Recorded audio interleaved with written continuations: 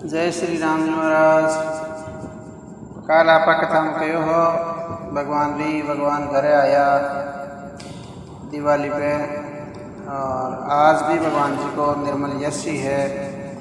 अब भगवान जी सरयू जी के किनारे बता रहा है कि नगर के उत्तर दिशा में सरयू जी बह रही है, जिनको जल निर्मल है और मनोहर घाट है और बहुत सुंदर है। और कुछ दूरी पर सुंदर घाट है जहाँ घोड़ा और हाथियों के ठट जल पिया करते हैं, और पानी भरने के लिए जनानी घाट भी हैं, बड़े ही मनोहर हैं। वहाँ पुरुष स्नान नहीं करते हैं। राजघाट सब प्रकार से सुंदर और श्रेष्ठ है, जहाँ चारों वर्णों के पुरुष स्नान करते हैं। सरयू जी के किनारे किनारे देवताओं के मंदिर है, जिनके चारों ओर सुंदर उपवन बगीचे हैं। नदी के किनारे कहीं कहीं विरक्त और ज्ञान पारायण मुनि और सन्यासी निवास करते हैं। सरयू जी के किनारे किनारे सुंदर तुलसी जी के झुंड बहुत से पेड़ मुनियों ने लगा रखे हैं। नगर की शोभा तो कुछ कही नहीं जाती। नगर के बाहर भी परम सुंदरता बहुत है, यानी नगर भी बहुत सुंदर है और बाहर भी बहुत सुंदर है। अब श्री अयोध्यापुरी के दर्शन करते ही संपूर्ण पाप भाग जाते हैं। वहाँ यानी अयोध्यापुरी में वन, उपवन, बावड़ियाँ और तालाब सुशोभित हैं। उपवन, बावड़ियाँ, तालाब और मनोहर तथा विशाल कुएं शोभा दे रहे हैं, जिनकी सुंदर यत्नों की मतलब बहुत प्रकार से रत्नों की सीढ़ियाँ और निर्मल जल देखकर देवता और मुनि तक मोहित हो जाते हैं। तालाबों में अनेक रंगों के कमल खिल रहे हैं, अनेकों पक्षी कूद कर रहे हैं और भौरे गुंजार कर रहे हैं। परम रमणीय बगीचे में कोयल और आदि पक्षियों की सुंदर बोली से मानो राह चलने वाले को बुला रहे हो। स्वयं लक्ष्मीपति भगवान जहाँ राजा हो, उस नगर का कहीं वर्णन किया जा सकता है। अणिमा आदि आठों सिद्धियाँ और समस्त सुख संपत्तियाँ अयोध्या में छा रही हैं। लोग जहाँ तहाँ श्री रघुनाथ जी के गुण गाते हैं और बैठकर एक दूसरे को यही सीख देते हैं कि शरणागत का पालन करने वाले श्री रामचंद्र जी को भजो। शोभाशील रूप और गुणों के दाम श्री रामचंद्र जी को भजो, श्री रघुनाथ जी को भजो। कमल नयन और सांवले शरीर वाले को भजो। पलकें जिन प्रकार नेत्रों की रक्षा करती है, उसी प्रकार अपने सेवकों की रक्षा करने वाले को भजो। सुंदर बाण, धनुष और तरकस बाण धारण करने वाले को भजो। संत रूपी कमल वन के खिलाने के लिए सूर्य रूप रणधीर श्री रामचंद्र जी को भजो। काल रूपी भयानक सर्प के भक्षण करने वाले श्री राम रूप गरुड़ को भजो। निष्काम भाव से प्रणाम करते ही ममता का नाश कर देने वाले श्री रामचंद्र जी को भजो। लोभ मोह रूपी हरि के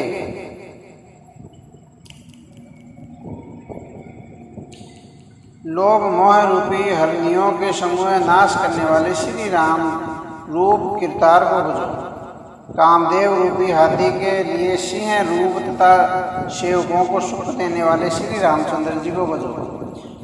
सुयश और शोक रूपी घने अंधकार के नाश करने वाले श्री सूर्य को भजो। राक्षस रूपी घने वन को जलाने वाले श्री रामचंद्र जी अग्नि को भजो। जन्म मृत्यु के भय को नाश करने वाले श्री जानकी जी समेत श्री रघुवीर जी को भजो। ये भगवान की महिमा है और ये महिमा एक बार जरूर सुननी चाहिए। अब बहुत सी वासनाओं रूपी मच्छरों को नाश करने वाले श्री रामचंद्र जी हिम राशि बर्फ के ढेर को भजो। नित्य एकरस अजन्मा और अविनाशी श्री रामचंद्र जी को भजो। मुनियों को आनंद देने वाले, पृथ्वी का भार उतारने वाले और तुलसीदास जी के उदार दयालु स्वामी श्री रामचंद्र जी को भजो। इस प्रकार नगर के स्त्री पुरुष श्री रामचंद्र जी का गुणगान करते हैं और कृपा निधान श्री रामचंद्र जी सदा सब पर अत्यंत प्रसन्न रहते हैं। काकभूषण जी कहते हैं, हे बक्षीराज गुरु जी, जब से राम रूपी अत्यंत प्रचंड सूर्य उदित हुआ, तब से तीनों लोकों में पूर्ण काम भर गया है। इससे बहुतों को सुख और बहुतों के मन में शोक हुआ है। जिन जिनको शोक हुआ उन्हें मैं बखान कर कहता हूँ।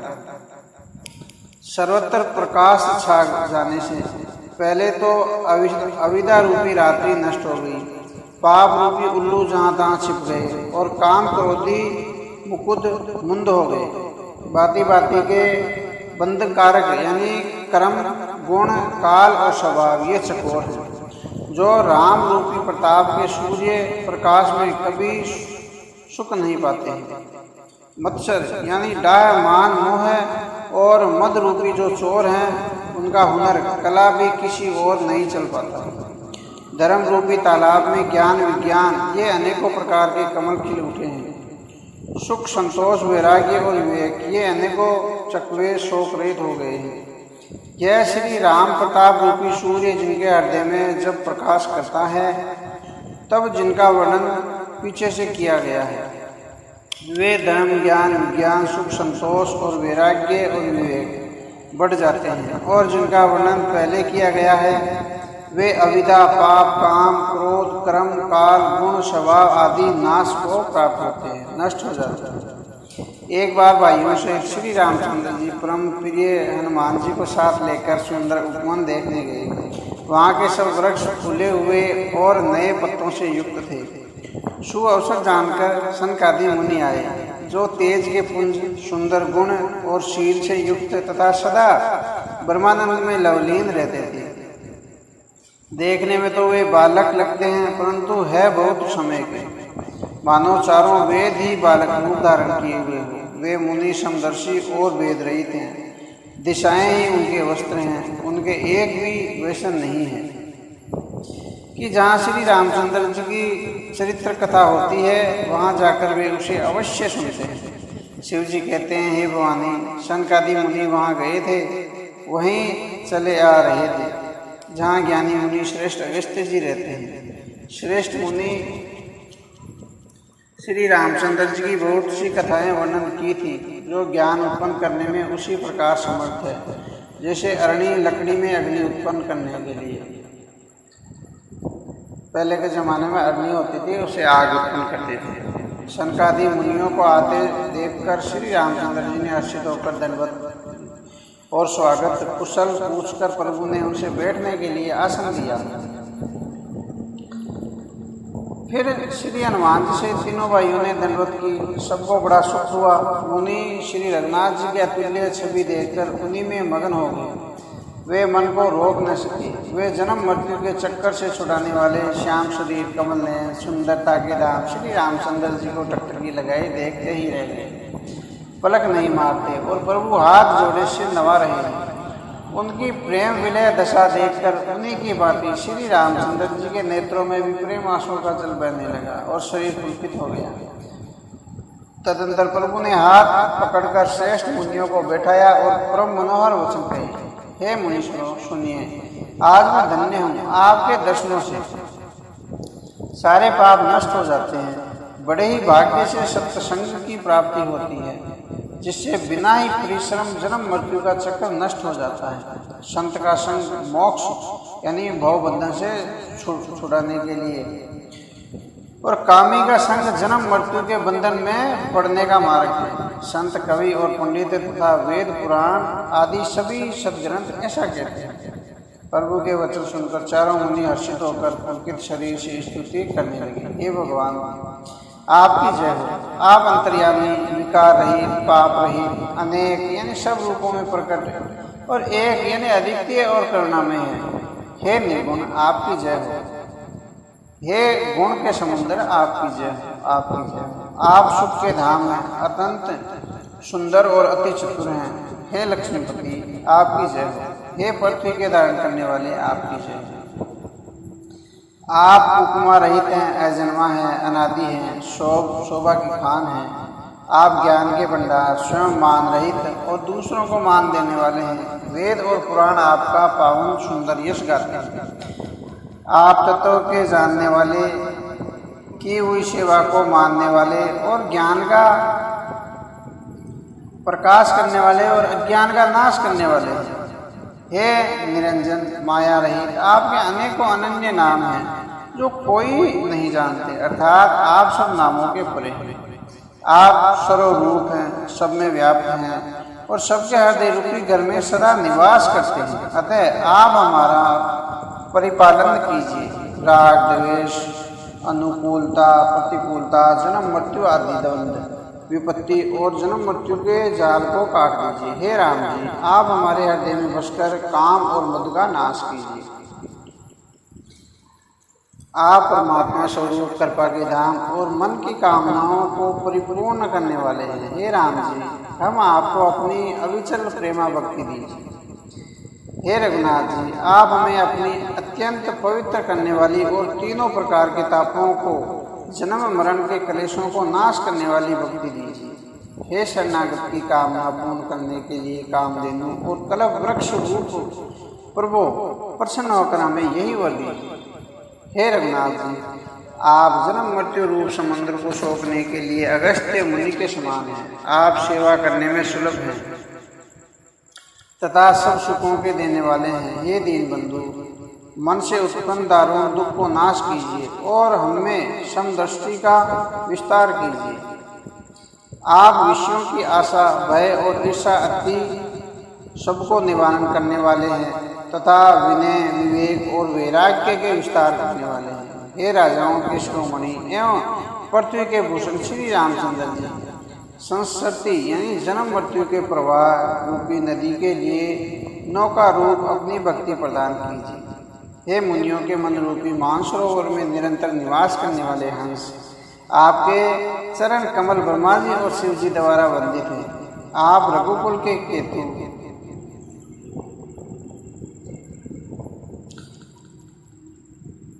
और वेद मर्यादा के रक्षक हैं और काल कर्म स्वभाव तथा गुण रूप बंधनों के भक्षक नाशक हैं। आप तरन तारण, स्वयं तरे हुए और दूसरों को तारने वाले तथा सब दोषों को हरने वाले हैं। तीनों लोकों के विभूषण आप ही तुलसीदास जी के स्वामी हैं। प्रेम सहित बार बार स्तुति करके और सिर नवाकर तथा अपना अत्यंत मनचाहा वर पाकर शंकादि मुनि ब्रह्मलोक को चले गए। अब शंकादि मुनि ब्रह्मलोक को चले गए। तब भाइयों ने श्री रामचंद्र जी के चरणों में सिर नवाया। सब भाई प्रभु से पूछने लगे। अब सब हनुमान जी की ओर देखने लगे। वे प्रभु के श्रीमुख की वाणी सुनना चाहते हैं, जिसे सुनकर सारे ब्रह्मों का नाश हो जाता है। अंतर्यामी प्रभु शब्द जान गए और पूछने लगे, कहो हनुमान, क्या बात है? तब हनुमान जी हाथ जोड़कर बोले, हे दीन दयालु भगवान, सुनिए। हे नाथ, भरत जी कुछ पूछना चाहते हैं, पर प्रसन्न करते मन में सुखसा रहे। भगवान ने कहा, हनुमान, तुम जो मेरा स्वभाव जानते ही हो, भरत के और मेरे बीच में कभी भी कोई अंतर भेद नहीं है। प्रभु के वचन सुनकर भरत जी ने उनके चरण पकड़ लिए और कहा, हे नाथ, हे शरणागत के दुखों को हरने वाले, सुनिए। हे नाथ, न तो मुझे कुछ संदेह है और न सौपन में भी शोक और मोह है। हे कृपा और आनंद के समूह, यह केवल आप ही की कृपा फल है। तथापि हे कृपा निधान, मैं आपसे एक दृष्टता करता हूँ, यानी एक सवाल पूछता हूँ। मैं सेवक हूँ और आप सेवक को सुख देने वाले हैं, इससे मेरी दृष्टता को क्षमा कीजिए और मेरे प्रश्न का उत्तर देकर सुख दीजिए। हे रघुनाथ जी, वेद पुराणे ने संतों की महिमा बहुत प्रकार से गाई है। आपने भी अपने श्री मुख से उनकी बड़ाई की है और उन पर प्रभु आपका प्रेम भी बहुत है। हे प्रभु, मैं उनके लक्षण सुनना चाहता हूँ। आप कृपा के समुद्र और गुण तथा ज्ञान में अत्यंत निपुण है। हे शरणागत का पालन करने वाले, संत और असंत के भेद अलग अलग करके मुझको समझा कर कहिए। अब श्री रामचंद्र जी ने कहा, हे भाई, अब संतों के लक्षण गुण असंख्य हैं, जो वेद और पुराणों में प्रसिद्ध हैं। संत और असंतों की करनी ऐसी है जैसे कुल्हाड़ी और चंदन का आसन होता है। हे भाई सुनो, कुल्हाड़ी चंदन को काटती है क्योंकि उसका स्वभाव या काम ही वृक्षों को काटना है, किंतु चंदन अपने स्वभाव अपना गुण देकर उसे काटने वाली कुल्हाड़ी को सुगंध से सुवासित कर देता है, यानी उसे सुगंधित कर देता है। इसी गुण के कारण चंदन देवताओं के सिरों पर चढ़ता है और जगत का प्रिय हो रहा है। और कुल्हाड़ी के मुख को यह दंड मिलता है कि उसको आग में जलाकर फिर घन से पीटा जाता है। संत विषयों में लंपट यानी लिप्त नहीं होते, शील और गुणों की खान होते हैं। उन्हें पराया दुख देखकर दुख और सुख देखकर सुख होता है। वे सब में सर्वत्र सब समय समता रखते हैं। उनके मन कोई उनका शत्रु नहीं है। वे मद से रहित और वैराग्यवान होते हैं तथा लोभ क्रोध हर्ष और भय का त्याग कर देते हैं।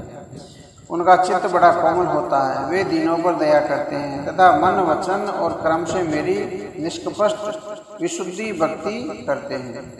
सबको सम्मान देते हैं पर स्वयं मान रहित होते हैं। हे भरत, वे प्राणी संतजन मेरे प्राणों के समान हैं। उनको कोई कामना नहीं होती। वे मेरे नाम के परायण होते हैं। शांति देव्य विनय और प्रसन्नता के घर होते हैं।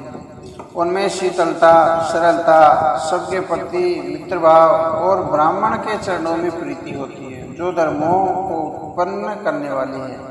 हे तात, ये सब लक्षण जिनके हृदय में बसते हो उनको सदा सच्चा संत जानना, जो सम यानी मन के निग्रह, दम यानी इंद्रियों के निग्रह और नियम और नीति से कभी विचलित नहीं होते और मुख से कभी कठोर वचन नहीं बोलते, जिन्हें निंदा और स्तुति बढ़ाई दोनों समान है और मेरे चरण कमलों में जिनकी ममता है वे गुणों के धाम और सुख की राशि संतजन मुझे प्राणों के समान प्रिय है।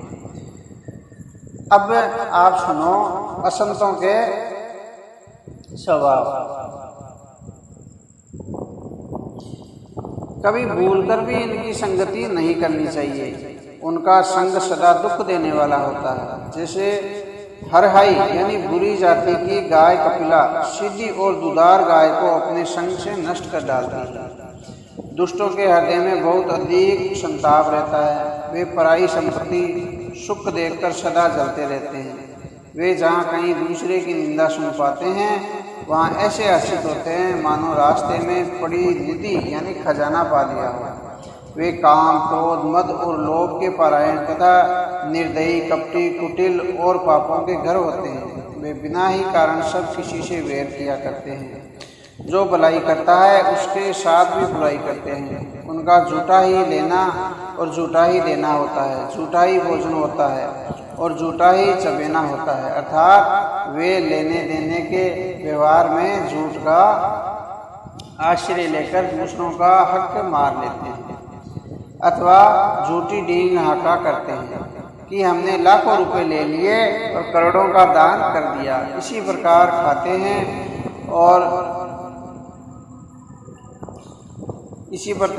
हैं चने की रोटी और कहते हैं कि आज खूब माल खाया है, अथवा चबेना चबाकर रह जाते हैं और कहते हैं कि हमें बढ़िया भोजन से वैराग्य है इत्यादि। मतलब यह है कि वे सभी बातों में झूठ ही बोला करते हैं। जैसे मोर बहुत मीठा बोलता है परंतु उसका यानी हृदय ऐसा कठोर होता है कि वह महान विषैले सांपों को भी खा जाता है, वैसे ही वे भी ऊपर से मीठे वचन बोलते हैं परंतु हृदय के बड़े निर्दयी होते हैं। वे दूसरों से द्रोह करते हैं और पराई स्त्री पराई धन और पराई निंदा में आसक्त रहते हैं। वे पामर और पापमय मनुष्य नर शरीर धारण किए हुए राक्षसी हैं। लोभ ही उनका ओढ़ना और लोभ ही उनका बिछोना होता है, अर्थात लोभ ही से वे सदा घिरे हुए रहते हैं। वे पशुओं के समान आहार और मैथुन के ही परायण होते हैं। उन्हें यमपुर का भय नहीं लगता। यदि किसी की बड़ाई सुन पाते हैं तो वे ऐसी दुख भरी सांस लेते हैं मानो उन्हें जूड़ी आ गई है, और जब किसी की विपत्ति देखते हैं तब ऐसे सुखी होते हैं मानो जगत भर के राजा हो गए हैं। वे स्वार्थपरायण परिवार वालों के विरोधी काम और लोभ के कारण लंपट और अत्यंत क्रोधी होते हैं। वे माता पिता गुरु ब्राह्मण किसी को नहीं मानते हैं। आप तो नष्ट हुए ही रहते हैं, साथ ही अपने संग से दूसरों को भी नष्ट कर देते हैं। मोहवश दूसरों से द्रोह करते हैं। उन्हें न संतों का संग अच्छा लगता है और न भगवान की कथा ही सुहाती है। वे अवगुणों के समुंदर मंद बुद्धि कामी यानी राग युक्त वेदों के निंदक यानी वेदों की बुराई करने वाले और जबरदस्ती पराये धन के स्वामी लूटने वाले होते हैं। वे दूसरों से द्रोह तो करते हैं ही है, परंतु ब्राह्मण द्रोह विशेषता से करते हैं। उनके हृदय में दंभ और कपट भरा रहता है, परंतु वे ऊपर से सुंदर वेश धारण किए रहते हैं। ऐसे नीच और दुष्ट मनुष्य सतयुग और त्रेता में नहीं होते थे। द्वापर में थोड़े बहुत होते थे और कलयुग में तो इनके झुंड के झुंड बसते हैं। यानी कलयुग में ऐसे लोग असंख्य बहुत ही ज़्यादा हैं। हे भाई, दूसरों की भलाई के समान कोई धर्म नहीं है और दूसरों को दुख पहुंचाने के समान कोई निष्ठा नहीं है, पाप नहीं है। हे तात, समस्त पुराणों और वेदों का यह निर्णय निश्चयी सिद्धांत मैंने तुमसे कहा है। इस बात को पंडित लोग जानते हैं। मनुष्य शरीर धारण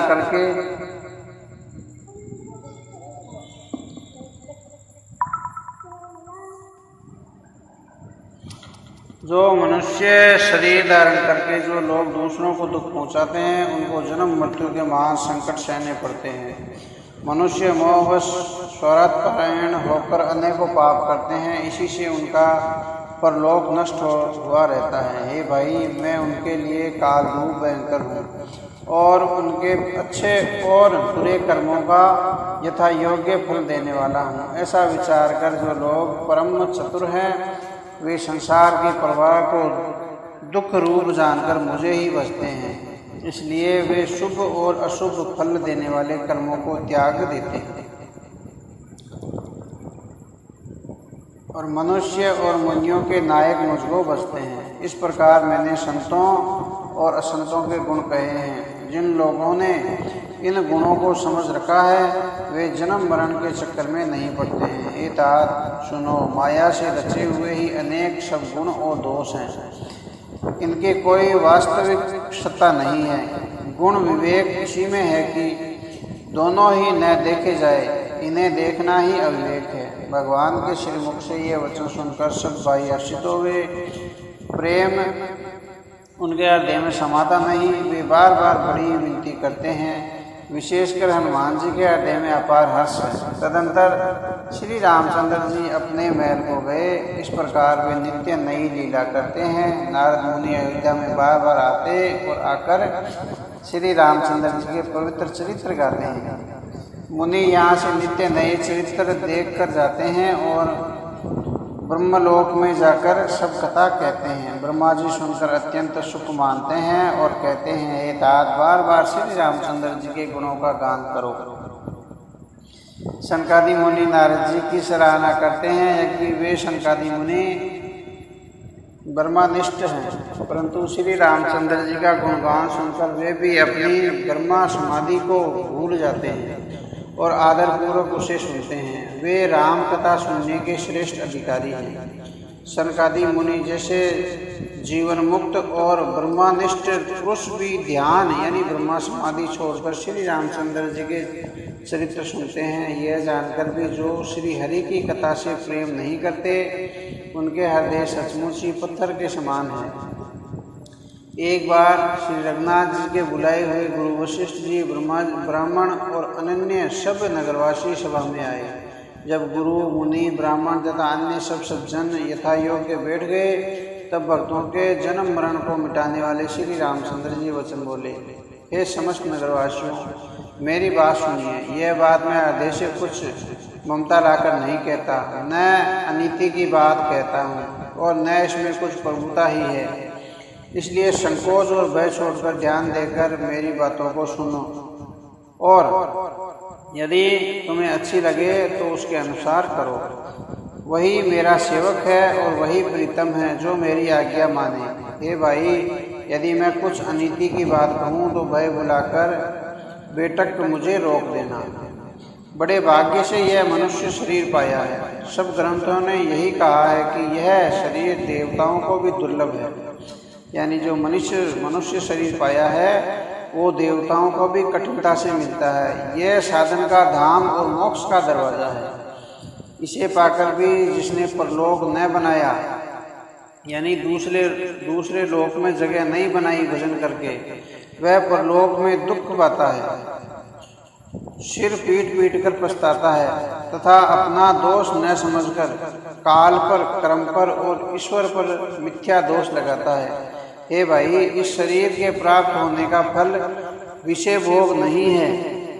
इस जगत के भोगों की तो बात ही क्या, स्वर्ग का भोग भी बहुत थोड़ा है और अंत में दुख देने वाला है। अतः जो लोग मनुष्य शरीर पाकर विषयों में मन लगा लेते हैं वे मूर्ख अमृत को बदलकर विष ले लेते हैं। जो पारसमणि को खोकर बदले में गुंसी ले लेता है उसको कभी कोई भुला यानी बुद्धिमान नहीं कहता। यह अविनाशी जीव अखंड यानी अंडज, सविदज, जरायु और उद्दिज ये 4 प्रकार के खान होते हैं। ये चारों खानों और 84 लाख योनियों में चक्कर लगाते रहते हैं जो राम जी को नहीं बचते। माया की प्रेरणा से काल, कर्म, स्वभाव और गुणों से घिरा हुआ इनके वश में हुआ सदा भटकता रहता है। बिना ही कारण स्नेह करने वाले ईश्वर कभी विरले ही दया करके इसे मनुष्य का शरीर देते हैं। यह मनुष्य का शरीर भवसागर से तारने के लिए बड़ा जहाज है। मेरी कृपा ही अनुकूल वायु है। सद्गुरु इस मजबूत जहाज के कर्णधार खेलने वाले हैं। इस प्रकार दुर्लभ कठिनता से मिलने वाले साधन सुलभ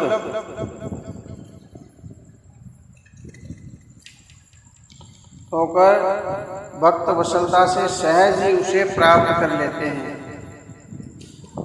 अब मनुष्यों को गुरु भी बनाने चाहिए।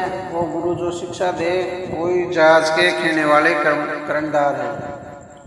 जो मनुष्य ऐसे साधन पाकर भी भवसागर से न तरे वह कृतज्ञ और मंदबुद्धि हैं और आत्महत्या करने वाले की गति को प्राप्त करते हैं। यदि परलोक में और यहाँ दोनों जगह सुख चाहते हो तो मेरे वचन सुनकर उन्हें हृदय में दृढ़ता से पकड़ रखो। हे भाई, यह मेरी भक्ति का मार्ग सुलभ और सुखदायक है। पुराणों और वेदों में इसे गाया है। ज्ञान अगम है यानी दुर्गम है और उसकी प्राप्ति में अनेकों विघ्न हैं। उसका साधन कठिन है और उसमें मन के लिए कोई आधार नहीं है। बहुत कष्ट करने पर कोई उसे पा भी लेता है तो वह भी भक्ति रहित होने से मुझको प्रिय नहीं होता। भक्ति स्वतंत्र है और सब सुखों की खान है, परंतु सत्संग यानी संतों के संग के बिना प्राणी इसे नहीं पा सकता। अब संत जन वही होते हैं जो भगवान की कथाएं कहते हैं सच्चे मन से, उनके मन में कपट भाव नहीं होता, वो सत्संग वो संत होते हैं और भगवान की कथाएं सत्संग होती है। अब पुण्य समूह के बिना संत नहीं मिलते। सत्संग की संस्कृति यानी जन्म मरण के चक्कर का अंत करती है। जगत में पुण्य एक ही है, उसके समान दूसरा नहीं है। वह है मन, कर्म और वचन से ब्राह्मणों के चरणों की सेवा करना। जो कपट का त्याग करके ब्राह्मणों की सेवा करता है उस पर मुनि और देवता प्रसन्न रहते हैं। और भी एक गुप्त मत है, मैं उसे सबसे हाथ जोड़कर कहता हूँ कि शंकर जी के भजन बिना मनुष्य मेरी भक्ति नहीं पाता। कहो तो भक्ति मार्ग में कौन सा परिश्रम है? इसमें न योग की आवश्यकता है, न यज्ञ की, न जप की, न तप की और न उपवास की। उपवास मतलब व्रत की। यहाँ इतना ही आवश्यक है कि सरल स्वभाव हो, मन में कुटिलता न हो और जो कुछ मिल जाए उसी में सदा संतोष रखे। मेरा दास कहलाकर यदि कोई मनुष्य की आशा करता है तो तुम ही कहो उसका क्या विश्वास है, अर्थात उसकी मुझ पर आस्था बहुत ही निर्लभ है। बहुत बात बढ़ाकर क्या कहूँ हे भाइयों, मैं तो इसी आचरण के वश में हूँ। न किसी से वैर करें, न किसी से लड़ाई झगड़ा करें और न किसी से आशा रखें और न किसी से डरें। उसके लिए सभी दिशाएं सदा सुखमयी है। जो कोई भी आरंभ यानी फल की इच्छा से कर्म करते हैं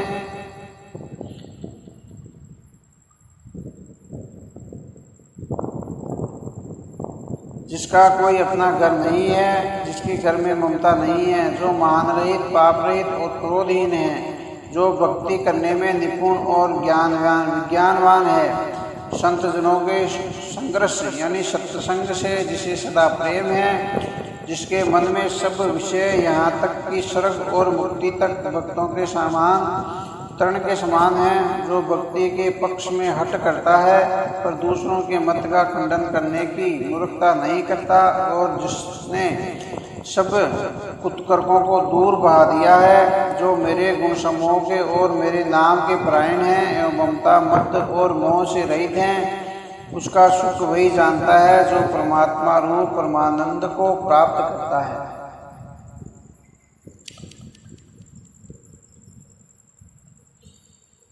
अब श्री रामचंद्र जी के अमृत के समान वचन सुनकर सबने कृपा के धाम चरण पकड़ लिए और कहा, हे कृपा निधान, आप हमारे माता पिता, गुरु, भाई सब कुछ हैं और प्राणों से भी अधिक प्रिय हैं। और हे शरणागत के दुख हरने वाले राम जी, आप ही हमारे शरीर, धन, घर और द्वारा सभी प्रकार से हित करने वाले हैं। ऐसी शिक्षा आपके अतिरिक्त कोई नहीं दे सकता। माता पिता हितैषी और शिक्षा भी देते हैं, परंतु वे भी स्वार्थपरायण हैं, यानी सब स्वार्थ के ही हैं, इसलिए ऐसी परम हितकारी शिक्षा नहीं देते हैं। हे असुरों के शत्रु, जगत में बिना हेतु के निस्वार्थ उपकार करने वाले तो आप ही हैं। एक आप, दूसरे आपके सेवक हैं। जगत में शेष यानी सभी स्वार्थ के मित्र हैं। हे प्रभु, उनमें सौपन में भी परमार्थ का भाव नहीं है। सबके प्रेम में सने हुए वचन सुनकर श्री रघुनाथ जी हृदय में हर्षित हुए और फिर आज्ञा पाकर सब प्रभु की सुंदर बातचीत का वर्णन करते हुए अपने अपने घरों को चले गए। अब शिव जी कहते हैं, हे उमा, हे पार्वती, अयोध्या में रहने वाले पुरुष और स्त्री सभी कृतार्थ रूप हैं। यहाँ स्वयं सच्चिदानंद घन ब्रह्मा श्री रामचंद्र जी राजा हैं। एक बार मुनि वशिष्ठ जी वहाँ आए जहाँ सुंदर सुख के धाम श्री रामचंद्र जी थे। श्री रघुनाथ जी ने उनका बहुत ही आदर सत्कार किया और उनके चरण धोकर शरणामत लिया।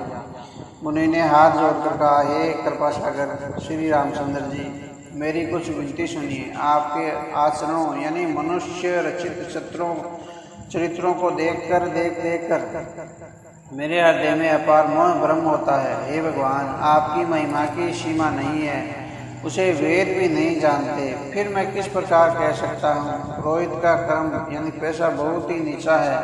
वेद, पुराण और स्मृति सभी इसकी निंदा करते हैं। जब मैं इसे सूर्यवंश की पुरोहिता का काम नहीं लेता था, तब ब्रह्मा जी ने मुझे कहा था, हे पुत्र, इससे तुमको आगे चलकर बहुत लाभ होगा। स्वयं ब्रह्मा परमात्मा मनुष्य रूप धारण कर रघुकुल के श्रेष्ठ भूषण राजा होंगे।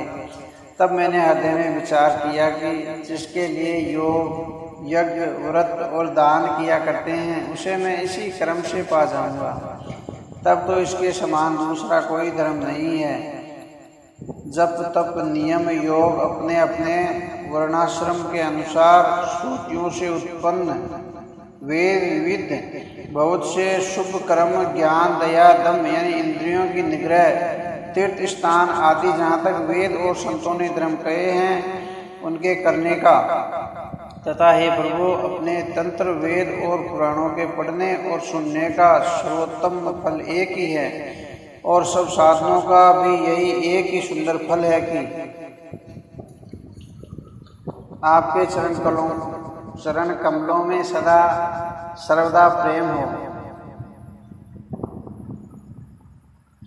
और मेल से धोने से क्या मेल छूटता है, जल के मतने से क्या कोई घी पा सकता है। उसी प्रकार हे रघुनाथ जी, प्रेम भक्ति रूपी निर्मल जल के बिना अंतःकरण का मल कभी नहीं जाता। वही सर्वज्ञ है, वही तत्वज्ञ है, वही पंडित है, वही गुणों का घर और अखंड विज्ञानवान है, वही चतुर और सब सुलक्षणों से युक्त है, जिसका आपके चरण कमलों में प्रेम है। हे नाथ, हे श्री रामचंद्र जी, मैं आपसे एक वर मांगता हूँ, कृपा करके दीजिए। प्रभु, आपके चरण कमलों में मेरा प्रेम जन्म जन्मांतर में भी कभी न छूटे। ऐसा कहकर मुनि वशिष्ठ जी घर आए। वे कृपा सागर श्री रामचंद्र जी के मन को बहुत ही अच्छे लगे। तदनंतर सेवकों को सुख देने वाले श्री रामचंद्र जी ने हनुमान जी तथा भरत जी आदि भाइयों को साथ लिया और फिर कृपालु श्री रामचंद्र जी नगर के बाहर गए और वहां उन्होंने हाथी, रथ और घोड़े मंगवाए। उन्हें देखकर कृपा करके प्रभु ने सबकी सराहना की और उनको जिसने चाहा उसको उचित जानकर दिया।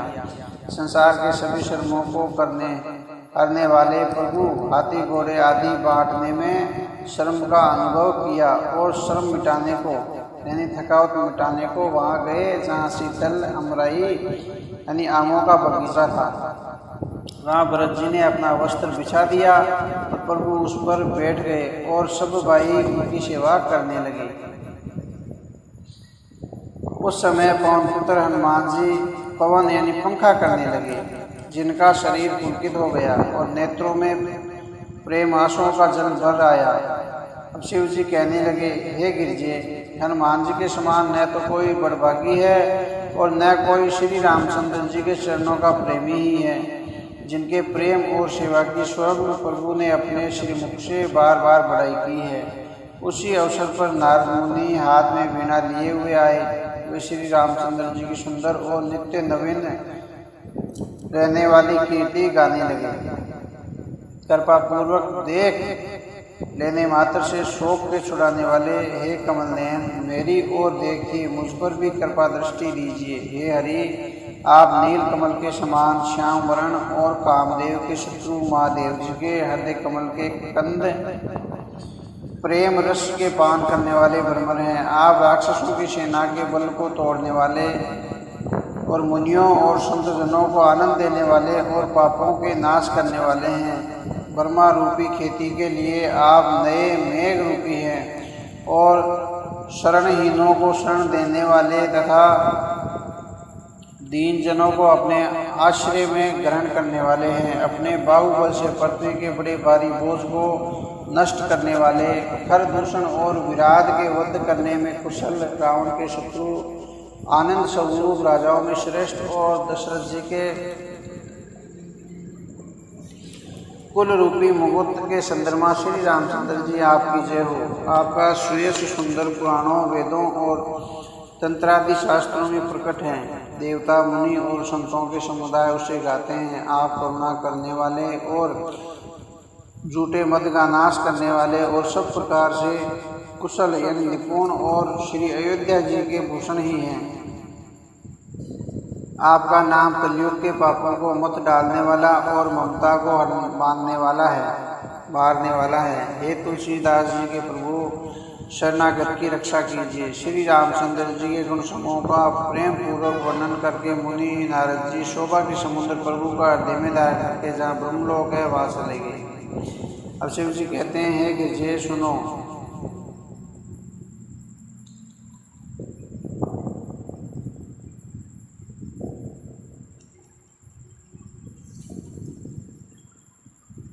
अब जय श्री राम।